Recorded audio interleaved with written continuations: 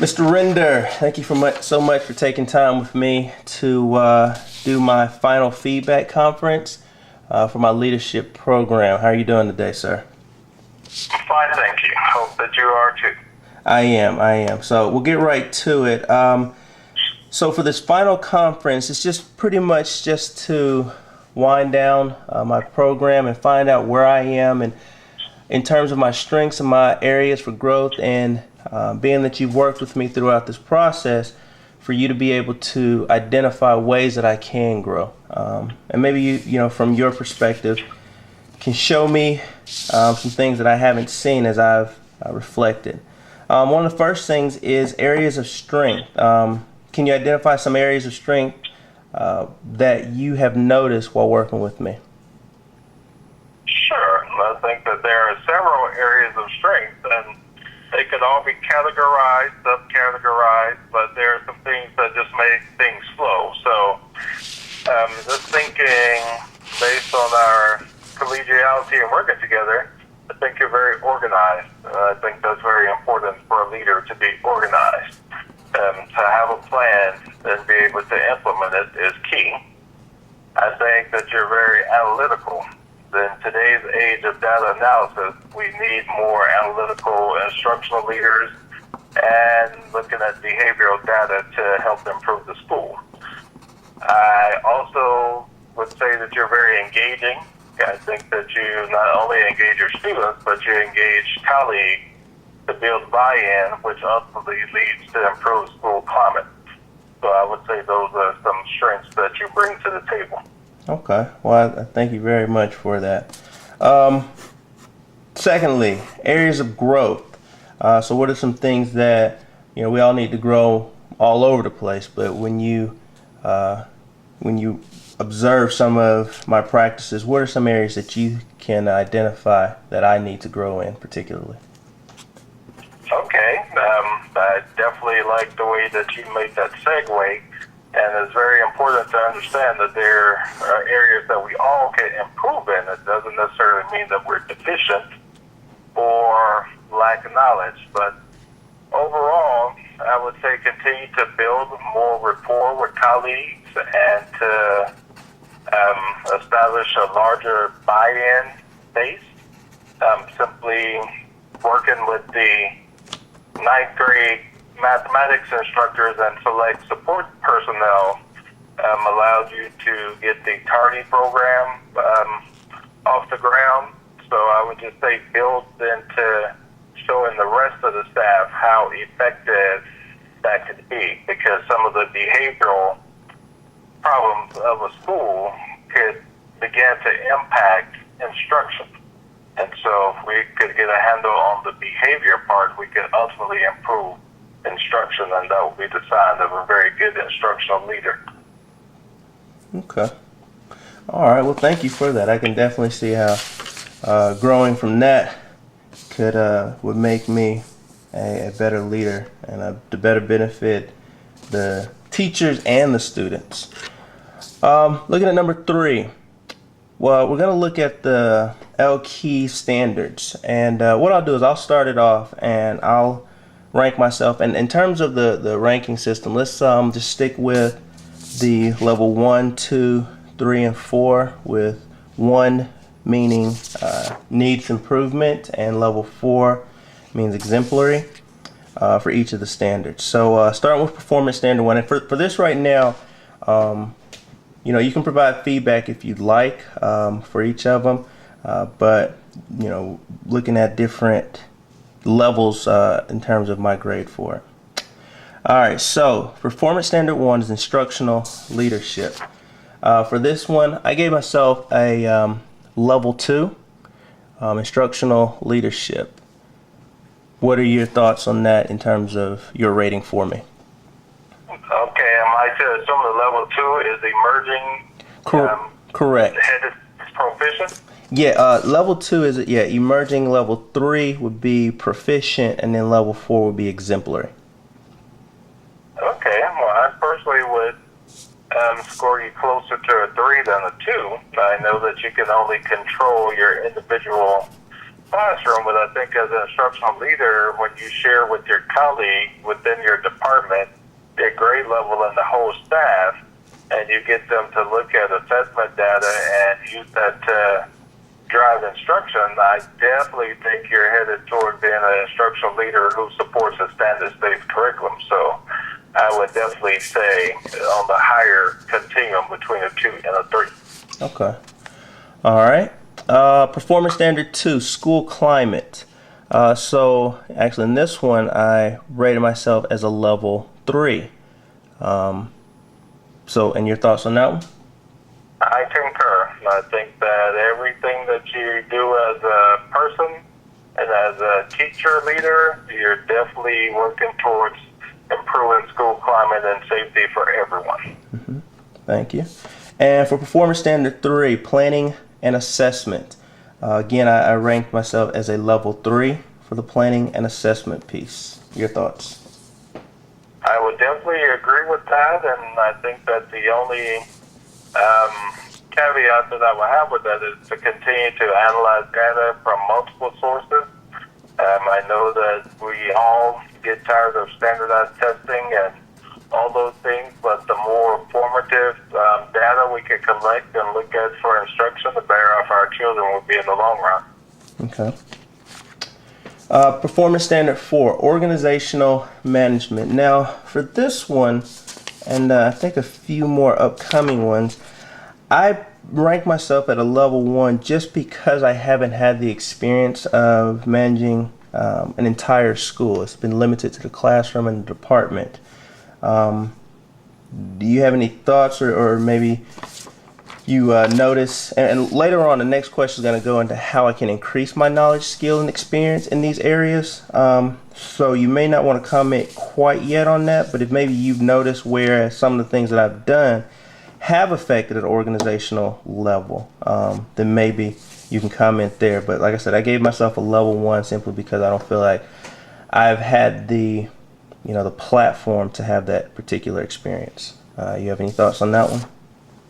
Okay, I would agree with that. Just based on not having the title of an administrator, there are certain things that you have not been privy to. But we could talk about ways that make a change. Okay.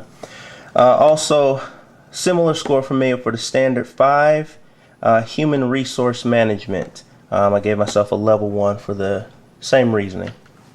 Yes, I would agree. And then standard 6 is teacher staff evaluation. Once again, level 1. Your thoughts? I'm torn on this one. I think that by mere definition, the level 1, I could see how you come up with that.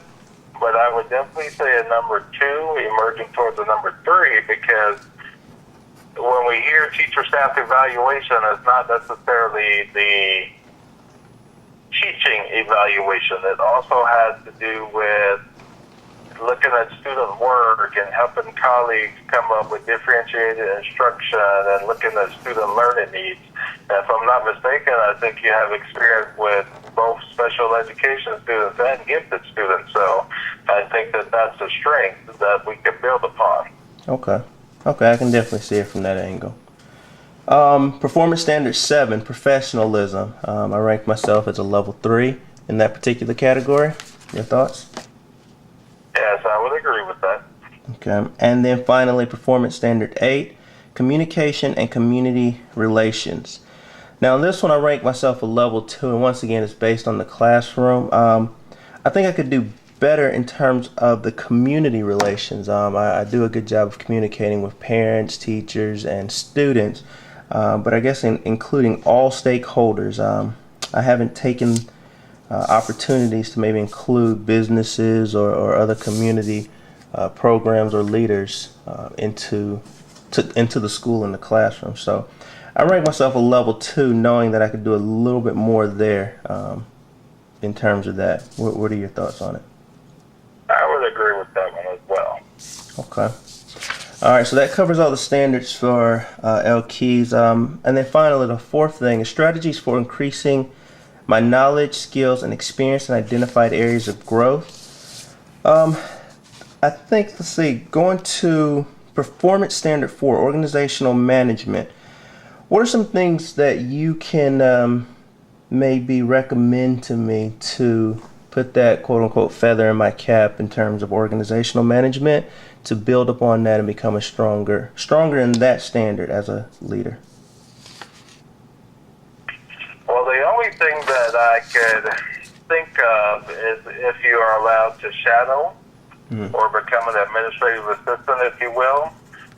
Most building principals are not going to share the fiscal ledger with subordinates, but you could ask for hypothetical situations and scenarios so that you can learn more. And because this is a high school, maybe a department budget or a Title I budget is something that you could ask to be a part of planning for. Okay. Similarly, with the public education rules and laws that are fall under the realm of the organizational leadership, just doing things like being on the leadership team, the safety committee, things like that, where organizational and auxiliary type things would come up. Volunteering for bus duty, finding out what happens when children miss the bus, when buses break down, how to deal with stakeholders on things such as that would probably be a good idea to get some experience. Okay. All right. Thank you for that. Definitely, I was making notes so that I could definitely grow in that regard. Standard 5 with human resource management. Now, I feel like a lot of things that you just said can tie into this one as well, in terms of me shadowing an administrator, sort of in that administrative assistant role, volunteering for different committees, things of that nature. Is there anything that you may want to add to the human resource management specifically that would help me grow? Human resources is a sticky subject, and it's also very litigious. So I would ask to sit in on interview committees to see how to score candidates and what's the word I'm looking for? Vet resumes and reference checks. Those are all positive things that could come out of human resources. Not necessarily recommendations for hiring, but having a say-so in those type things. Definitely know that you can't do official observations, but implement a peer observation system would benefit yourself and your colleagues. So that may be something you could suggest to bring to the table as well. Okay. All right. Thank you for that. And then finally, with the Performance Standard 8, communication and community relations, ways that I could include all stakeholders, like I said, in community partners and leaders as well. Any suggestions, ideas about how I could go about doing that? Well, yeah, something that we touched on earlier, I do believe that the parent liaison is always looking for ways to help all students, and the Parent Center is open to help parents to help their students. And again, based on your background with general education, special education, and gifted, you can help create newsletters, make brochures, and be a resource on parent night and that PTO for the stakeholders who may not otherwise get to talk to people. So I think there's definitely a piece there that you could do that's not too time consuming, and it's something that would come more naturally for you than for perhaps the parent liaison or the counseling group. Okay. Awesome. Well, I definitely appreciate your feedback, Mr. Render, and I'll look into this. And as the school year is about to start and it's right up on us, this will be a great opportunity for me to look to continue to grow as a leader, and then hopefully have those skills honed in when it's my turn to step up to the plate to be a leader myself. I want to thank you once again for your time, and unless you have anything else to add, then I'll go ahead and end the conference. No, best of luck to you, and anything we can do to help, just please call upon us. Okay. Thank you, sir.